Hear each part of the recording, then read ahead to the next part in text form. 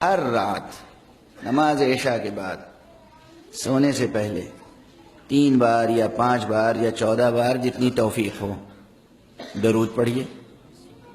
اس کے بعد 7 مرتبہ سورہ حمد پڑھیے بسم اللہ کے ساتھ، ہر مرتبہ بسم اللہ.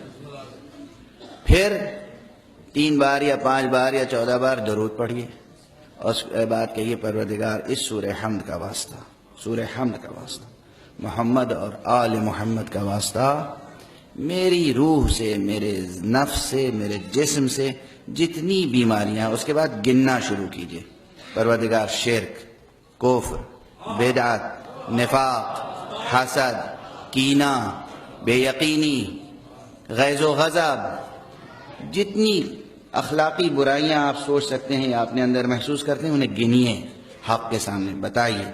پروردگار اسے علم ہے، آپ کہیے پروردگار ان بیماریوں سے اور میرے جسم کی جتنی بیماریاں ہیں ان سے مجھے صحت و شفا عطا فرما، ان بیماریوں اور برائیوں کو مجھ سے دور فرما.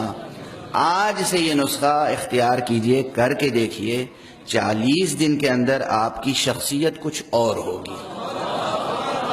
مگر چھوڑیے گا نہیں پھر یہ نسخہ، یہ زندگی بھر کا نسخہ ہے، کوئی 2-4 گھنٹے کا نسخہ تو نہیں ہے.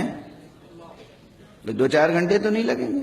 7 مرتبہ سورہ حمد پڑھنا، 14 مرتبہ درود، 14 مرتبہ درود، کل 10 منٹ. آپ اپنے وجود کو 10 منٹ نہیں دے سکتے.